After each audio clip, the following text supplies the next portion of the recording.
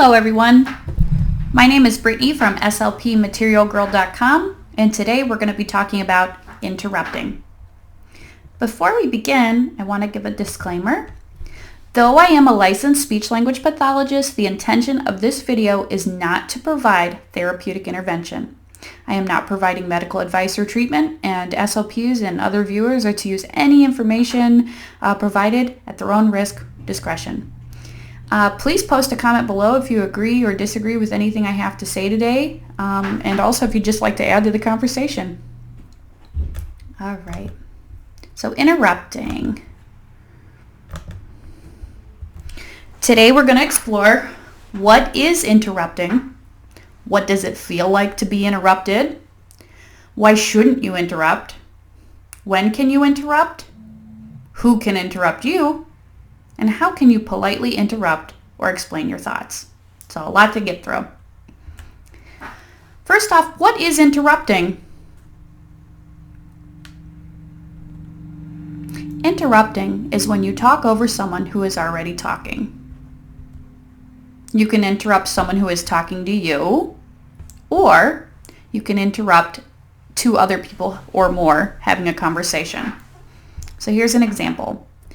We're going to call this character Johnny, and how about we call this character Bobby.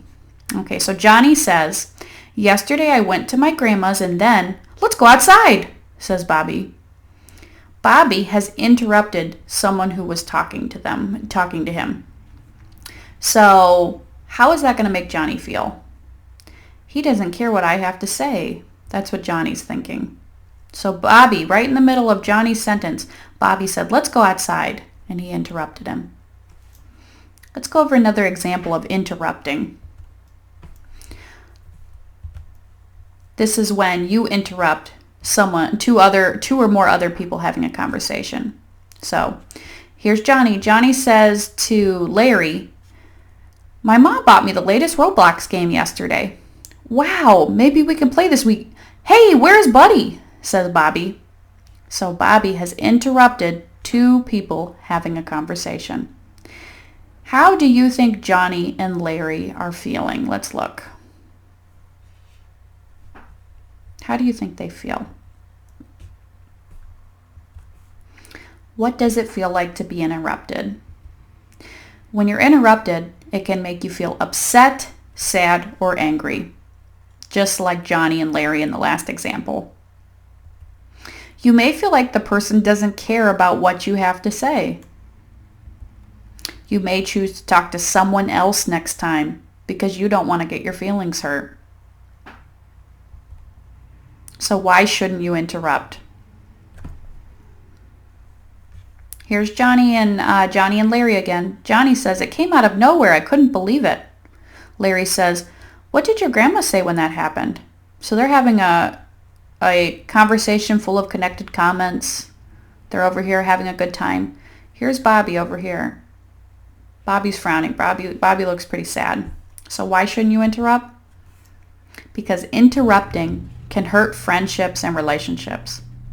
So we see that Johnny and Larry are over here. They're talking. They're not interested in talking to Bobby anymore. Even though Bobby has a lot of cool things to say. Bobby is a cool person. He has difficulty, however, with interrupting, and that is hurting his relationship with Johnny and also Larry. Now, there are times when you can interrupt. When should you interrupt? When there is an emergency, such as, can you think of any reasons why you would want to interrupt? What's an emergency that would constitute a good reason to interrupt? There's a fire or something dangerous is happening. You feel unsafe. Someone is hurt or you yourself are hurt. Someone is lost. You see a lost, in this example, it's a lost child at the grocery store or at Walmart. You see someone who is lost. Or people are fighting. These are all excellent reasons to interrupt. These are all emergencies. And the list is longer than this, but I think these are 5 very good reasons you should interrupt. Reasons not to interrupt. What's a reason that you can think of why someone would not? That is not a good reason to interrupt. Think back to Bobby interrupting Johnny and Larry. So here's some examples. Someone's desk is messy. That's not a good reason to interrupt. You see something outside, such as a squirrel or a butterfly. That's not a good reason to interrupt the class. You find something on the floor. Someone is being silly. You feel bored. I actually wonder if that's why Bobby had interrupted. I think he felt bored in that conversation. Even though Johnny had a entertaining story to tell about what happened at his grandma's house, Bobby was bored in that moment. His mind was on other things. He was wondering where another kid was. He wanted to go outside. He was bored, so he interrupted. What can you do instead of interrupting? You can talk to the person or the teacher during break or after class. So this is a good example. If you see someone's desk is messy, you see something outside, you find something on the floor, you're in class. What can you do instead of interrupting? You can talk to them later during break, not while class is in session. What could have Bobby did? What could Bobby have done? Bobby could have waited for a break in the conversation. He could have waited until Johnny had finished his sentence and then acknowledged what he said and then brought up his query. He could have said, well, that's really cool about your grandma. That's a cool story. Why don't we go outside and talk some more? So he could have waited for that break in the conversation. There are a few exceptions. These are, I would say, good reasons to interrupt, but you have to interrupt in the right way. So instead of blurting out, Mrs. Wilson, my pencil is blunt. I can't take my test. I broke my pencil. That is not the way to do it. Or let's say you have to go to the bathroom. This is like more of an emergency. You have to go to the restroom. What can you do instead of interrupting and saying, I have to go to the bathroom, shouting it out in the class? You can raise your hand and wait to be called on. Now, these 2 examples, your pencil's blunt so you can't complete your work, or you need to go to the bathroom, these are some exceptions, but it's not a good reason to interrupt, but to interrupt in the right way by raising your hand. And then note, if this is a non-emergency request, any request that is non-emergency, your teacher may ask you to wait until break time. So let's say after math, the class is taking a group trip to the restroom. Well, can you wait? Well, yes, I can wait. Okay, well, you might be asked to wait. Or, you already went to the restroom earlier in the class period. There's a good chance you can wait until the break. So it depends on the level of emergency in this case, in the restroom case. Okay, so this is kind of a review. How can you politely interrupt or explain your thoughts? You can wait for a pause in the conversation and use polite phrases, such as, excuse me, pardon me, if I could please interject. So this is going back to Bobby. What could Bobby have said? He could have said when Johnny and Larry were talking, he could have said, excuse me, when are we going outside? Here's another example. Excuse me, can you repeat the answer to number 6? So let's say your teacher, you guys are reviewing your math test. Can you please repeat the answer to number 6? I didn't catch that. Or pardon me, may I use the restroom? Wait for polite consent before continuing to talk or act. So you've raised your hand, you've been called on. You say, pardon me, may I use the restroom? Don't just walk to the restroom. You now need to wait for consent from the adult. Who can interrupt you? Because there are people in your lives, in the student's life, that can interrupt them. So we have this picture here. Excuse me, Sharon, I know you are very excited for your birthday party, but we have a limited time to prepare for your exam tomorrow. You must hold your birthday-related comments until your free period or lunch. So who can interrupt the student? The teacher. The teacher can interrupt, parents, and any adult who is in charge of the students, they can interrupt. For example, and this is also explaining why the teacher can interrupt. It's not because they're an adult. It's because they are in charge of the situation and they have stuff that has to be done. So let's look at this example and see if I can clear that up a little bit.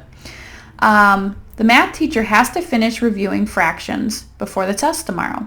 A student raises their hand and talks about an upcoming birthday plan for 10 minutes, and the teacher is unable to finish reviewing fractions. Students then do poorly on their exam. So because of this interruption, talking about birthday plans for 10 minutes, the teacher didn't get to finish reviewing the fractions, and the next day everybody does poorly on their exam because they very much needed that review. So why is the teacher allowed to interrupt this student, Sharon, talking about her birthday? Because the teacher has an agenda that has to be done.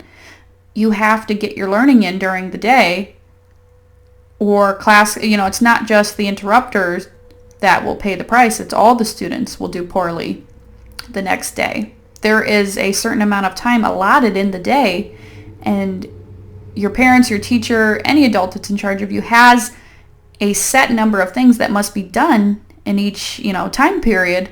And if they're interrupted, they can't get through it. So in that case, the teacher may interrupt the student. Practice time. Okay, so I'm going to get out of presentation mode and we're going to practice. Okay. So let's sort these digital cards. We're going to talk about when to interrupt and to wait to interrupt.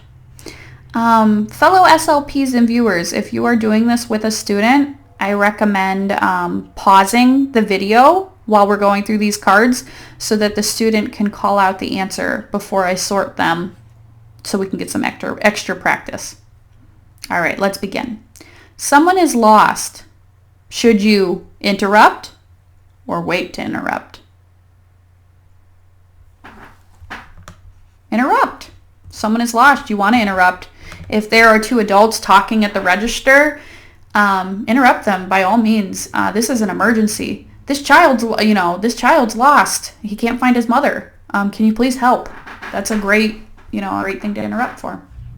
It doesn't mean you have to be impolite. You could say, excuse me, I must interrupt. This child is lost. I know no one really talks like that, but that is, those social niceties, using excuse me can go a long way. It makes you feel good. It makes the receiver feel good. You find something on the floor. Interrupt or wait to interrupt?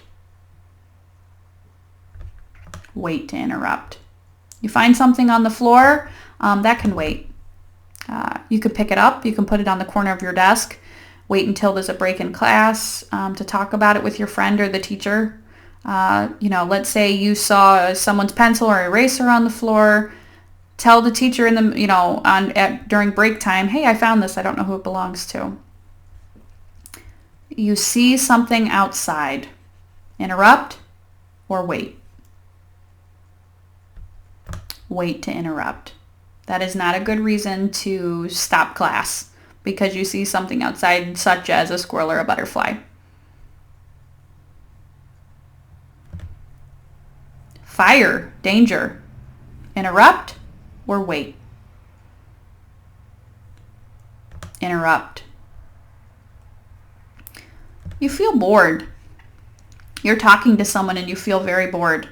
Do you interrupt them or do you wait to interrupt? Or rather, wait for a break in the conversation. You wait. Someone is hurt.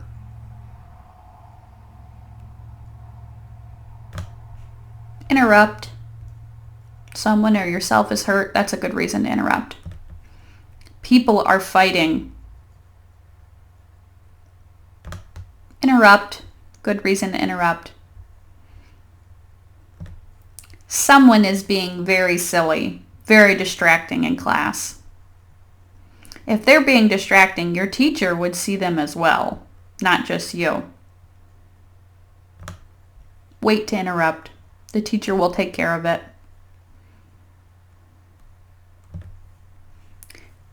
You feel unsafe.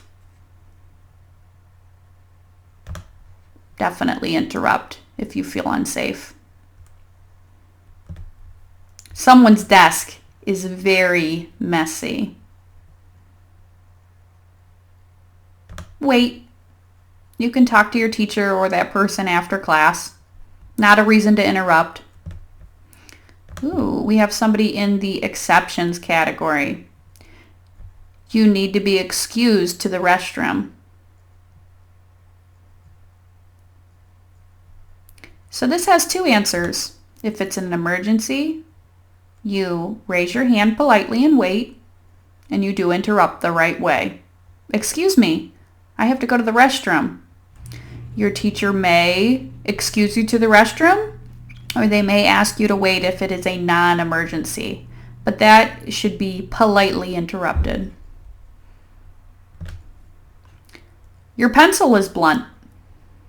You cannot complete your homework or task. I would politely interrupt. Okay. So here is just a little review. Today we talked about what is interrupting. What does it feel like to be interrupted? Why shouldn't you interrupt? When can you interrupt? Who can interrupt you? And how can you politely interrupt or explain your thoughts? I hope that you enjoyed this presentation today. This social story is actually part of my pragmatic language workbook, which you can find on slpmaterialgirl.com. You go to school-aged materials. It's right down here, pragmatic language workbook, and comes with a variety of materials and social stories. So there's interrupting there. There's other things included. You can check that all out on slpmaterialgirl.com. Well, thank you so much for listening today. I hope that you learned about interrupting. And good luck to everyone with their continued journey of maintaining relationships and friendships and just learning social skills and continuing to be social beings. So thank you again. Bye-bye.